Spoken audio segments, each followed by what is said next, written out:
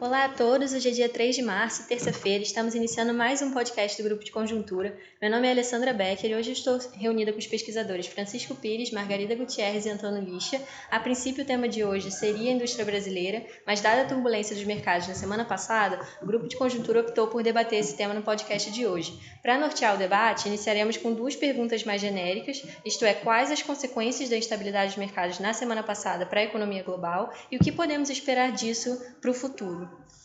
Bom, eu vou começar aqui falando sobre o contexto em que aconteceu essa turbulência, né? Um contexto muito específico, e vou me referir a ele parodiando o Gabriel Garcia Marques, de que nós tínhamos aqui uma crônica de uma recessão mundial anunciada.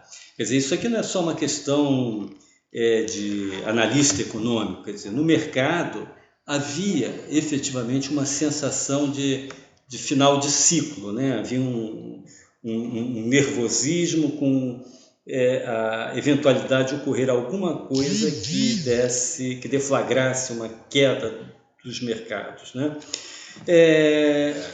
Só para simplificar um pouco, os mercados precificavam, tinha um cenário básico, que não tinha crise, mas também tinha um cenário alternativo, não? E a probabilidade do cenário alternativo era, na verdade, relativamente baixa, não? Ou seja, sempre essa morte anunciada estava associada a um cenário alternativo.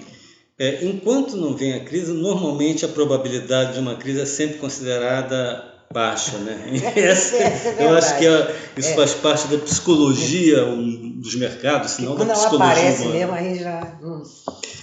Mas o fato é que a gente tem, na verdade, um endividamento público e privado que vem crescendo desde a crise de 2008, não houve um ajuste, né? A exceção que eu saiba, a grande exceção foi a desalavancagem das famílias americanas, né?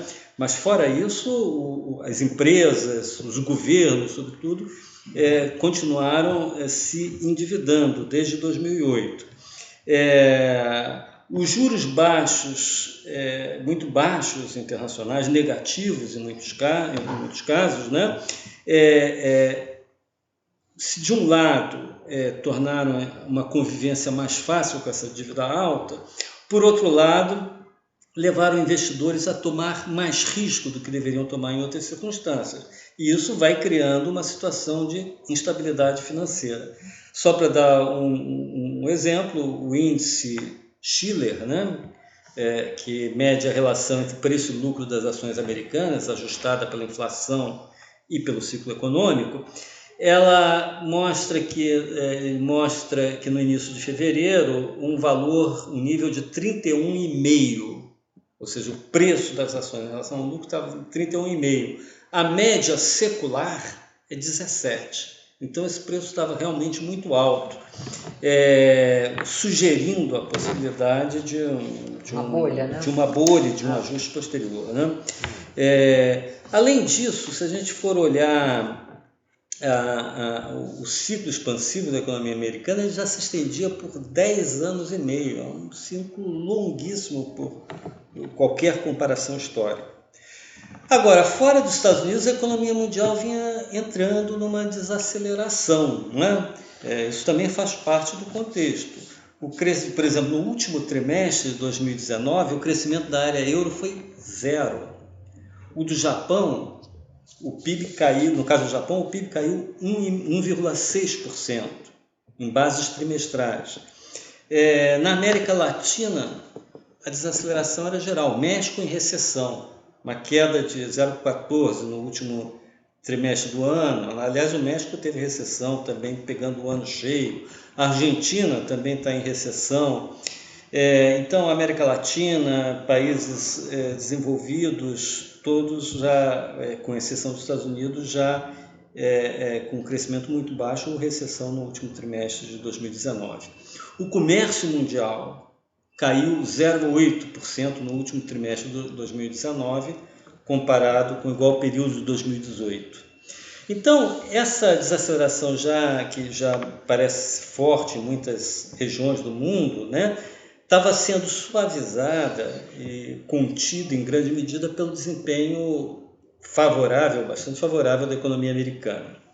A pergunta que ficava no ar era se algum choque inesperado, uma espécie de um cisne negro, né, poderia deflagrar um movimento de queda forte nos mercados financeiros e, eventualmente, uma crise financeira que aí sim pudesse desencadear uma recessão na economia americana e agravar a desaceleração mundial, tornando a crise mais séria. Quando veio o surto do coronavírus, ele trouxe à tona esse fantasma. A pergunta agora é se a epidemia pode se tornar um catalisador de uma crise mundial mais profunda ou se ela levará a uma desaceleração forte, que isso parece inevitável a curto prazo, né? Porém curta, em forma de V, com uma recuperação forte logo em seguida. Então, eu acho que esses aí são dois cenários básicos. Se a gente fosse concentrar apenas nos efeitos mais diretos da epidemia do coronavírus sobre a produção e comércio, que é o fechamento de fábricas, interrupção do fornecimento de insumos, afetando as cadeias globais de produção, etc., os efeitos sobre as empresas de transporte, de turismo, etc., o cenário da recessão é bastante plausível. Uma vez controlado a epidemia, a produção retomaria rapidamente. A questão, no entanto, é que existisse outro cenário, que seria o das incertezas associadas à epidemia acabarem contaminando o sistema financeiro, ou seja, se eles tiverem o condão de deflagrar uma crise financeira. Então, neste caso, as consequências seriam mais profundas e duradouras. Esse seria o cenário mais preocupante. A tormenta nos mercados mundiais da semana passada, que também tiveram repercussão aqui no Brasil, aumentaram o risco deste segundo cenário, ou seja, de que algo mais grave possa acontecer com a economia mundial.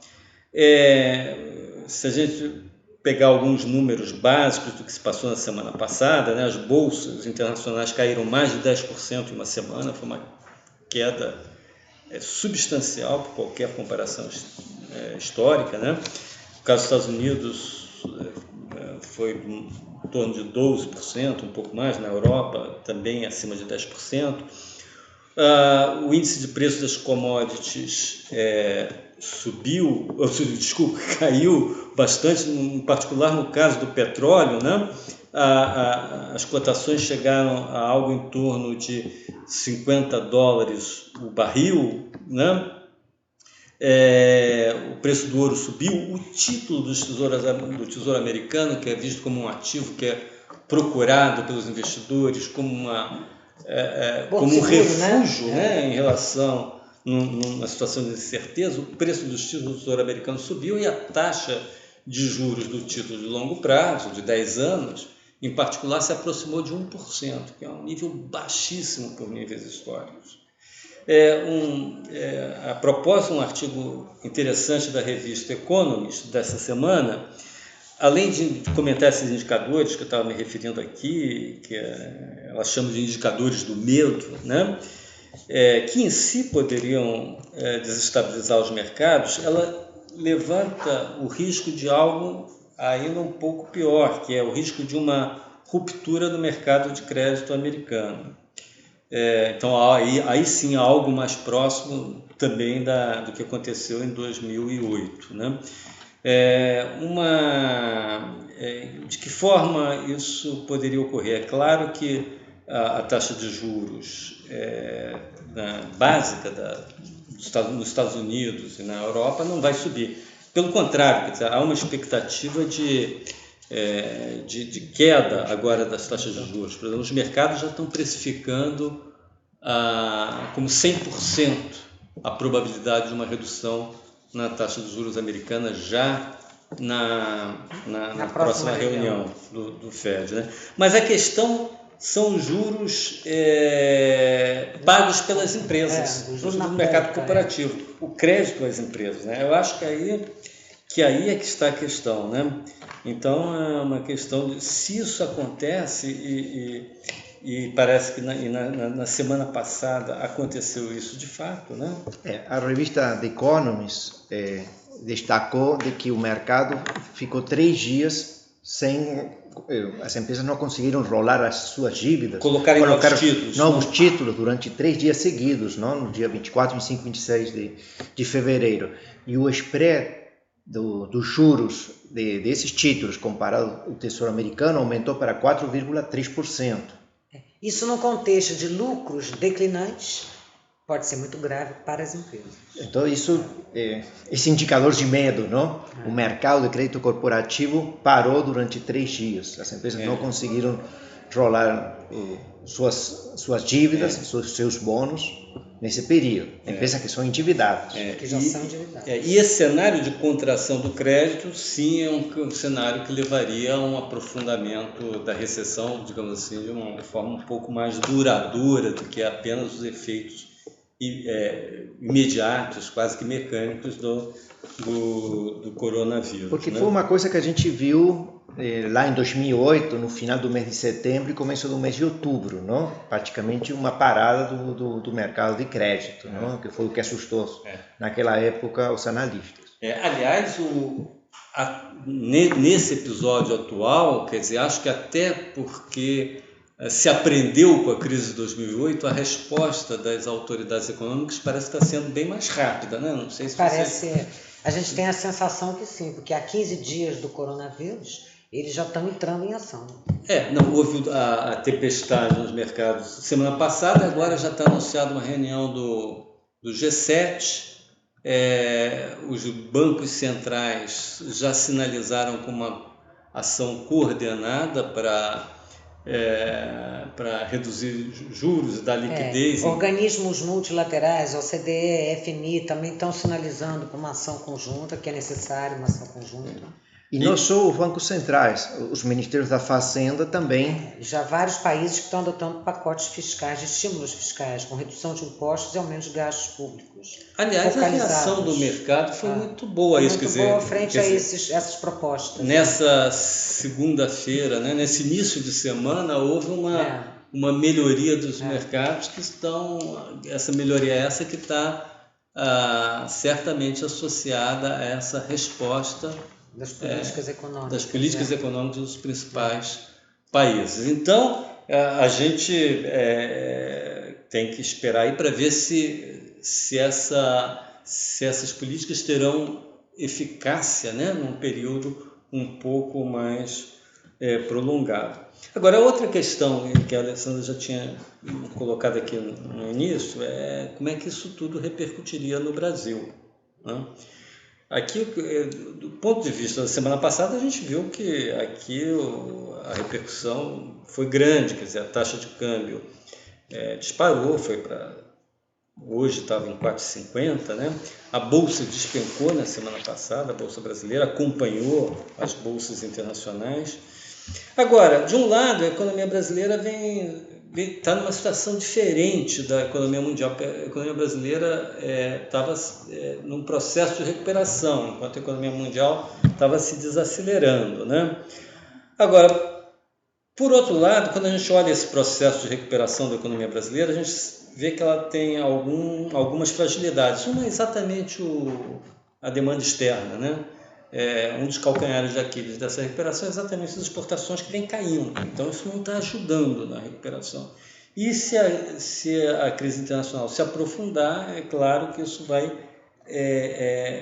criar mais dificuldades por esse lado do comércio exterior. Além disso, tem a variável investimento, que é uma variável central em qualquer processo de recuperação. O investimento vinha crescendo mais do que o PIB, em particular na construção civil, mas vinha ainda assim deixando muito a desejar quando comparamos com recuperações passadas. E isso aí estava muito ligado ao quadro de incertezas, etc. E uma eventual crise financeira internacional aumentaria essas incertezas, né? Então, a questão para a gente, em grande medida, é o que vai pesar mais, o dinamismo endógeno da demanda de consumo, que está em curso, da demanda da construção civil, que está em curso, ou as incertezas associadas ao cenário externo que podem afetar investimento e exportações. Acho que isso aí é uma coisa a conferir, que a gente vai ter que acompanhar aí nos próximas semanas e meses. Um dado interessante é que, como você colocou, né, Francisco, quer dizer que o risco Brasil subiu, a taxa de câmbio subiu, mas os juros dos mercados futuros, então, eles não estão subindo. Até caíram um pouquinho. O juro de um ano caiu, eu acho que eventualmente com uma perspectiva de que eventualmente o Copom pode reduzir mais ainda o juro na esteira aí desses novos acontecimentos. Mas os juros mais longos, os de 3 anos, os de 5 anos, também caíram levemente. Quer dizer, não mostrando aí uma aversão a risco maior, uma contaminação, em princípio, né, hoje maior, da economia brasileira por conta desses acontecimentos internacionais, uma contaminação mais profunda. Muito importante esse ponto que você está colocando, Margarida, porque esse sempre foi um canal de contagem sempre da crise. Sempre foi um canal, que eram 3 indicadores, era câmbio, risco país e juros futuros. E o que a gente está vendo é que os juros futuros hoje não estão aderindo a esse movimento de risco. E essa alta dos juros futuros que era uma interrupção, uma variável importante que para interrompia as decisões de produção, de consumo, de investimentos, e isso a gente não está tendo hoje. Então vamos continuar acompanhando torcendo essa variável, mas para a economia brasileira. Que a economia reaja bem a tudo isso. Aliás, eu falei das exportações, mas tem se comentado, inclusive acho que a OECD mesmo comentou isso, que talvez o efeito sobre a economia brasileira fosse menor do que em outras economias, porque a economia brasileira é bastante fechada. Quer dizer, isso aqui, nós estamos numa das poucas situações em que o fato de ser fechado acaba ajudando. Quando tem crise internacional é bom ser fechado, não? E a gente também mas isso é circunstancial. A gente tem uma outra coisa no Brasil hoje. A gente está num processo de reformas, que isso dá um certo fôlego aí ao nível da atividade econômica, né? Então, a continuidade das reformas pode garantir pontos aí de crescimento da economia brasileira, mesmo num cenário internacional mais adverso.